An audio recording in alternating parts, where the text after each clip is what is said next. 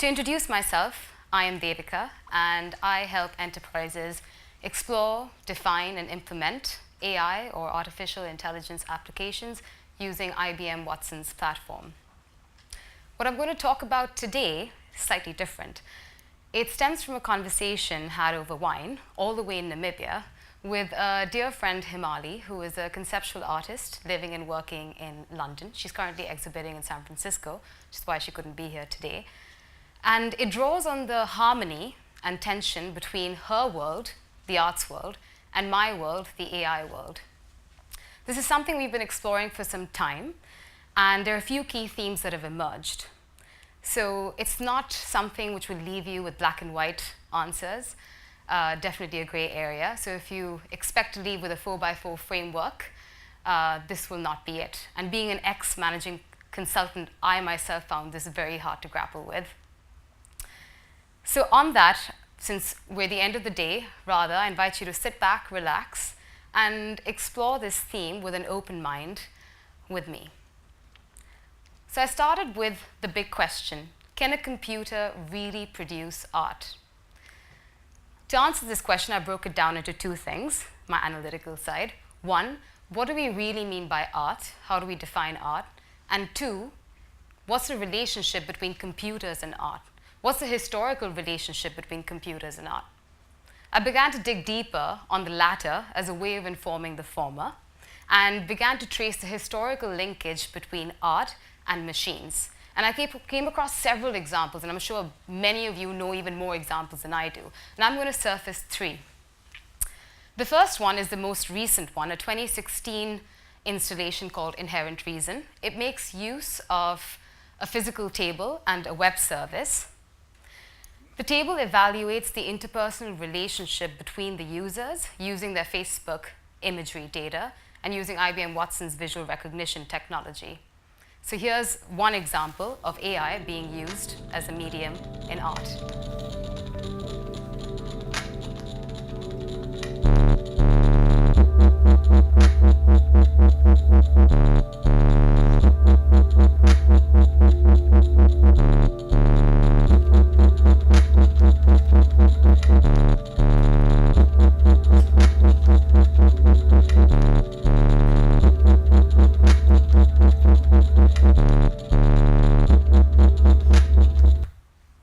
The second one dates back all the way to the 1960s.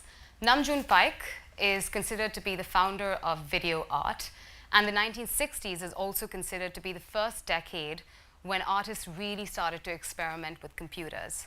This work here of the bakelite robot is actually a 2002 piece of work, but going back all the way to his first solo exhibition in 1963, he made use of 12 TV sets, each with its screen manipulated with the help of machines. So another example of technology being used as a medium in art.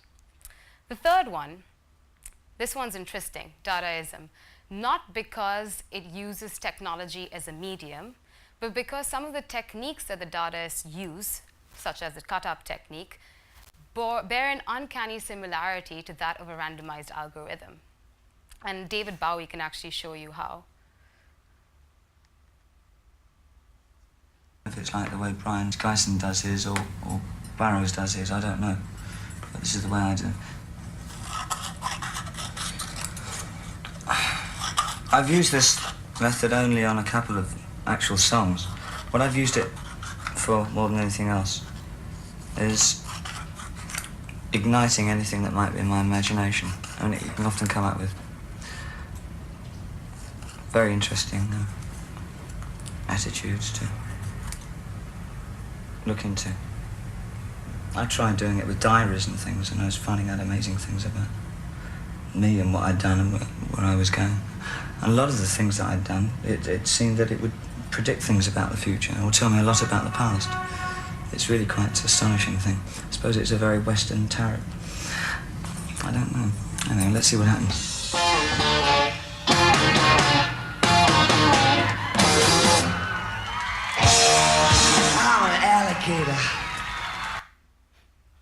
So actually, it wasn't just him.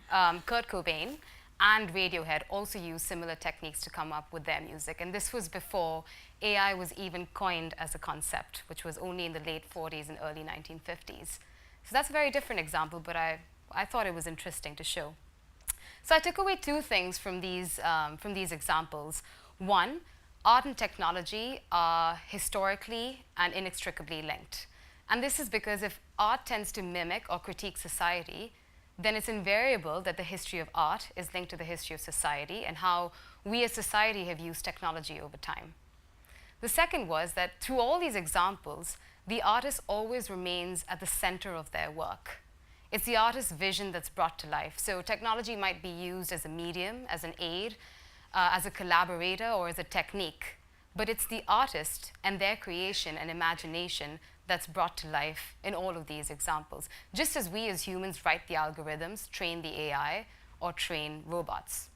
So given this, why is it now that AI is suddenly placing such a threat and concern around replacing the human? Shouldn't it be humans replacing humans?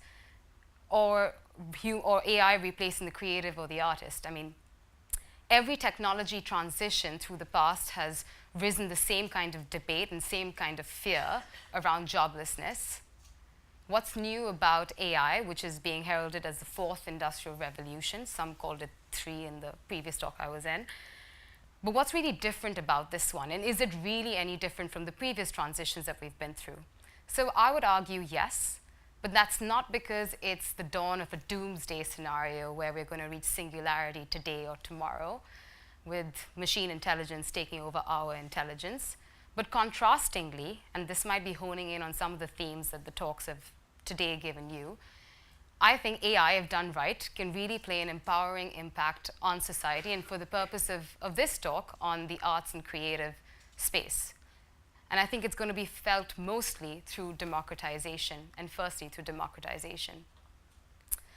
Technologies such as AI and other exponential technologies can play a role in democratizing and scaling and accelerating the process of owning art, creating art, evaluating art.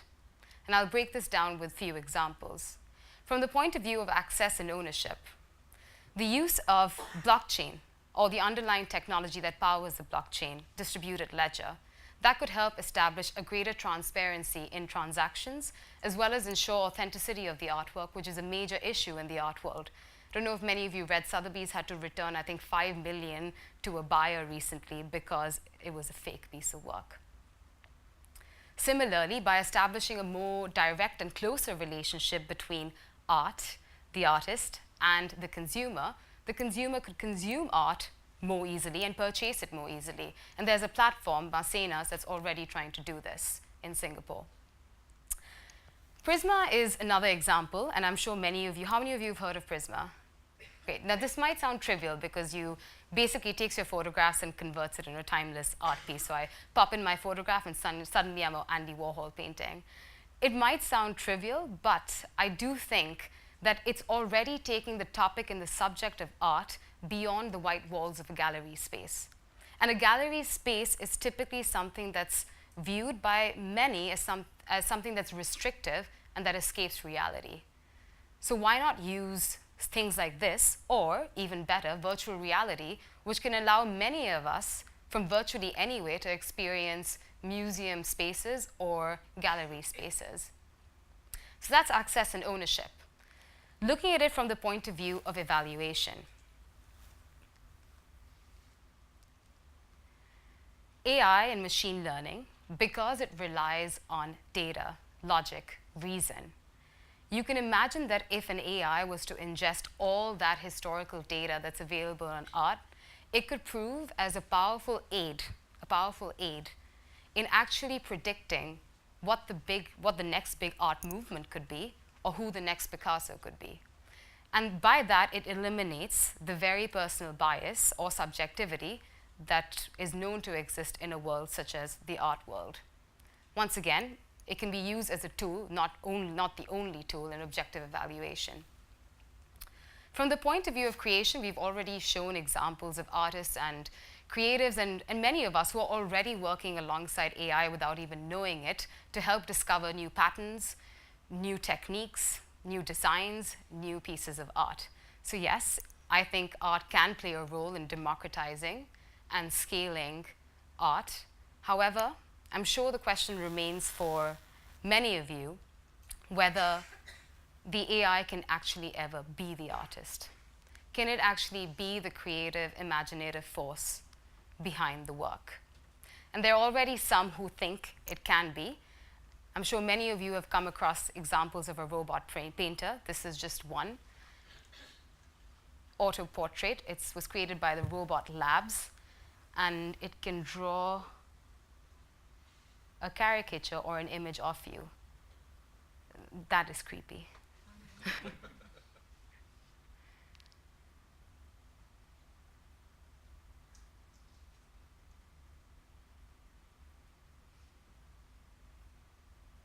I actually think it does a pretty good job, and then it erases it as well. Another area is music. I'm sure you might have also come across examples of a robot musician. Apparently, jazz music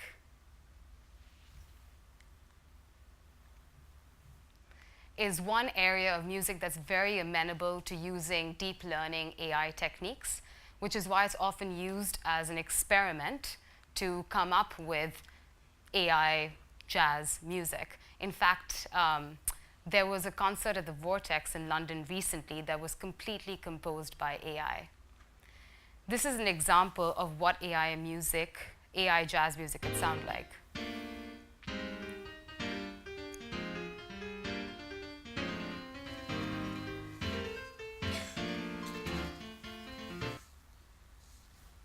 Okay, reserve your comments. So what I did was I ran an experiment. I took this piece of music and I handed it over to a real musician, a human musician that is. And I said, just come up with what you want with the same piece of notes. And this is what he came up with.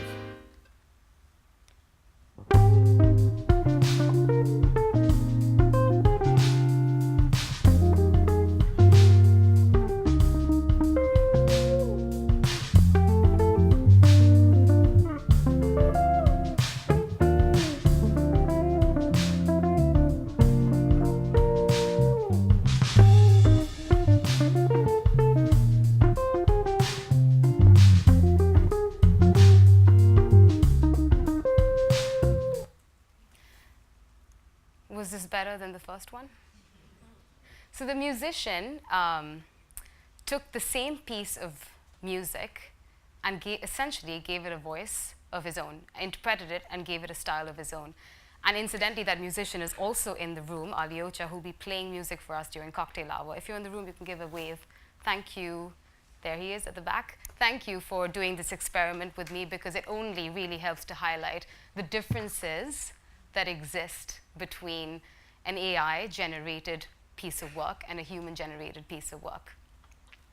Which brings me to the second theme. Can we code that unknown? The emotions, the feelings, the empathy. So art celebrates itself, whatever form that might be, in ambiguities and unknowns. And this is actually a phrase that my friend Himali told me. Just as we as humans should celebrate and pride ourselves in our ability to emote, have empathy, have morals, have compassion, and above all, have a sense of self. Variables that I would argue are quite difficult to code. It's not really a science. At least I don't think it's a science. So one would think that for the AI to develop or exhibit these variables, it would need to develop a sense of self on its own.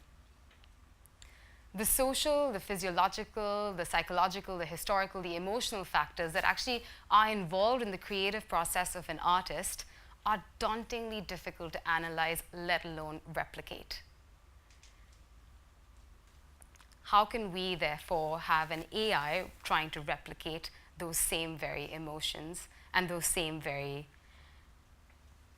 feelings? Which is what makes me think that the work that's produced by a machine, or the art that's produced by a machine, as we already saw, is it really truly art, or is it just a manifestation of the person behind the machine? So I ran another experiment. This was fun coming up with this talk. With my friend Himali. She gave me an extract of a conversation that she had with an ex-lover, Joff. And the exchange is over iMessage. And I want you to pay close attention to the language.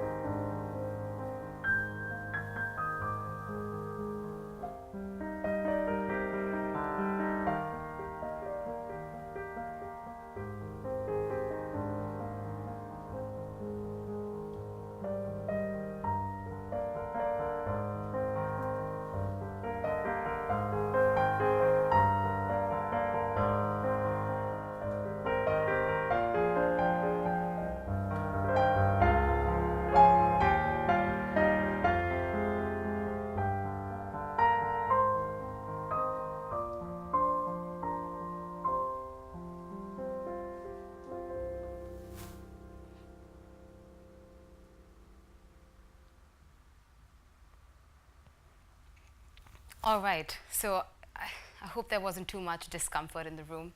Himali's actually used this for her artwork as well, so it's not something that I forced her to do and forced her to reveal. She was very happy giving it to me.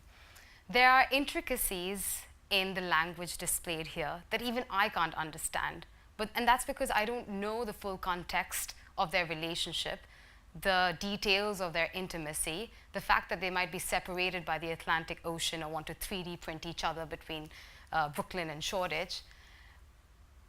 But what I do know is that as a human, I do have empathy, and I can try to fill in some of those gaps. I took this piece of conversation and ran it through some of the Watson APIs to see what Watson can tell me and what it thinks of the conversation. So look at the left-hand side. It rated the language style as highly tentative, clearly because they're two artists talking to each other. And then on the right-hand side, to the same theme, it rated the emotional range of the conversation as high as 94%. And by emotional range, Watson means the writers are perceived to be highly sensitive to their environment. Again, very indicative of the two people who are writing to each other. But more than anything, I think it made me realize that what if Himali was to have this conversation not with Joff, but with an AI? Could an AI actually be capable of having that same conversation with Himali? I mean, otherwise, I don't think on a very tangential space, Amazon wouldn't be holding a $2.5 million competition to create a social AI bot that's capable of having a conversation for at least 20 minutes. I mean, I don't think many of us can have a conversation with Siri beyond like 5 seconds. It also made me wonder, what if Watson, as a result of consuming all this information, develops a being of its own ontological status? But then I realized that the very fact that I can think like this, can contradict myself, have opposing ideas, and be dynamic is what makes me human, and it's what makes us humans. And it's what machines really can't do today, and can't do for some time. The human brain is very complex.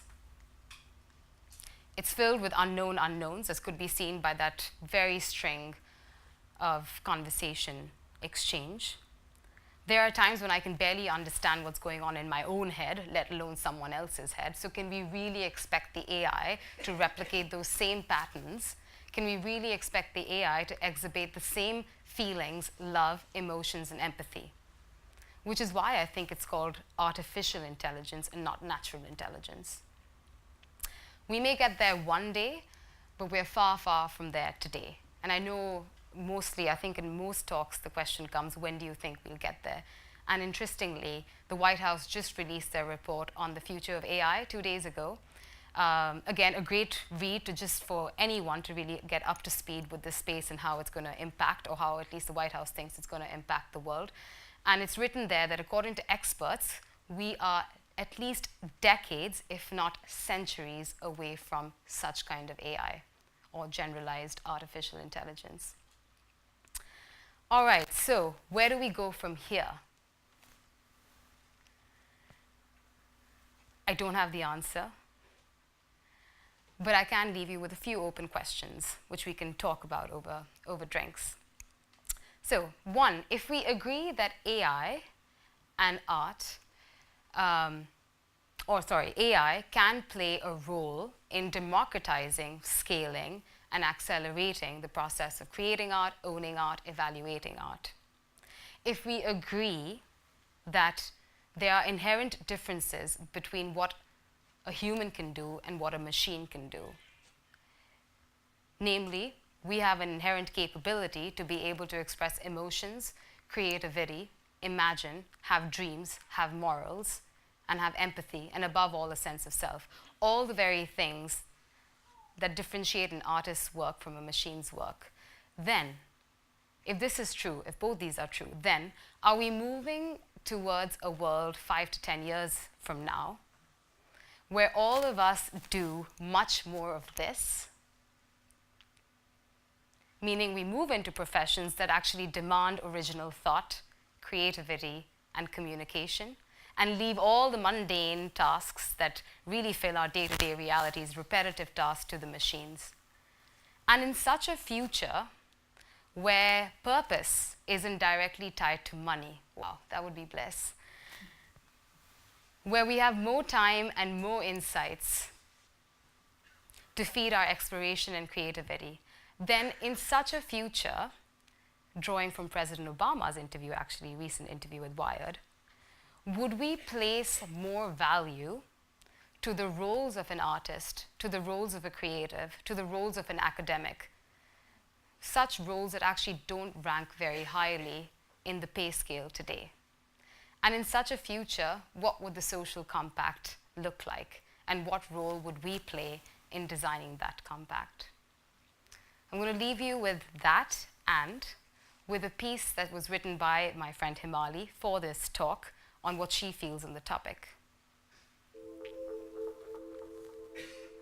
We have existed for about 200,000 years and have not an iota of knowledge into the origins of consciousness, not an inkling into intuition or the quality of dreams, the features of death, or our desires in the afterlife. And mostly we do not know really why or how love happens. We project our own subjectivity onto objects. In the best of cases, this creates compassion. Everything is sentient. In the worst of cases, this enhances ego. What has followed is geological catastrophe. We look up at the stars hoping they'll tell us something about the future. Or we look down in search of fossils hoping they'll tell us something about the past. While we navigate this terrible and beautiful state of not knowing with wit and grace alike, how do we treat a robot?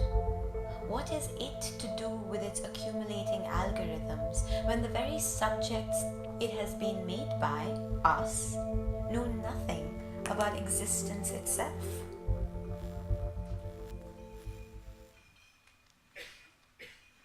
So can a computer really produce art? Thank you very much.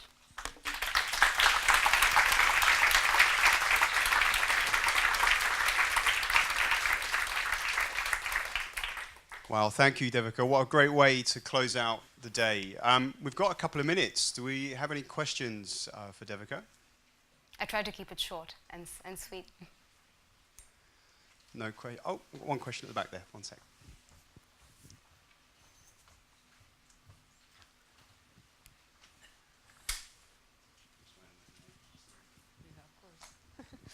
Amazing talk, of course. So you've mentioned a little bit about sort of expert critics, AI as expert critic, but then the idea that we actually assign an expertise to someone, and that that fact that we assign an expertise makes us trust and believe that person. So I doubt that there will be ever a world in which we assign an expertise and therefore trust into any machine. What is your thinking on that? So we're actually on the same page, because I also think, which is what makes the difference between us as humans and us as machines. But I also think, drawing from some of the other talks, for example, Pete's talk on people having a certain comfort talking to machines, and people having a certain comfort from getting results from data, which doesn't mean that that's the only way to get an output, but it could prove as almost a powerful aid, which is what I think I was trying to say at the start as well, that it's not only relying on the machine or only relying on the human, but how can we use the two together to give a more informed decision, which I know sounds like a holier than thou answer, and coming from IBM, everyone says a similar sort of thing, but I think it is true. It's a lot of that is true. I hope that helps. It was a lot of this talk was already a little esoteric, so it's all going to be open questions and open answers. Thank you. Any other questions from the floor?